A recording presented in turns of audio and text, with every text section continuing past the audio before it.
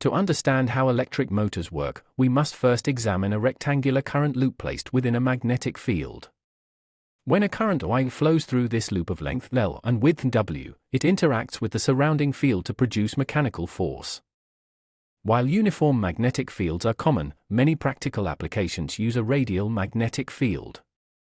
In a radial field, the magnetic field lines are always perpendicular to the sides of the loop, ensuring maximum efficiency throughout rotation. By using curved magnet poles and a soft iron core, we create a radial magnetic field. Notice how the field lines are directed along the radii of the circular gap, remaining perpendicular to the surface of the core at every point. When the loop is placed in this field, the vertical sides of length L experience a Lorentz force.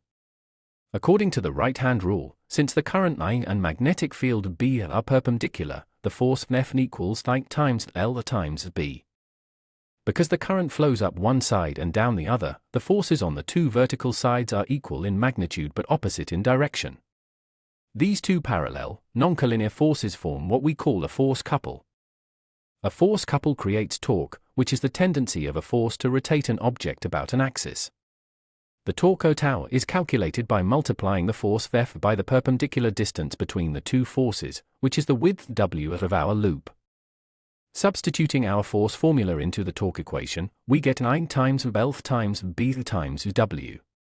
Since length times width equals the area of the loop, we can simplify this to torque equals I times B times T.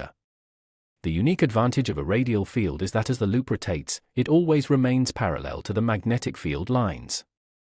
This means the angle between the area vector and the field remains constant, providing maximum torque at all positions. To increase the torque for practical use, we wrap the wire into many turns. If the coil has n turns, the total torque is multiplied by n, giving us the final formula, torque equals then times I times L times B. This principle is the foundation of the moving coil galvanometer.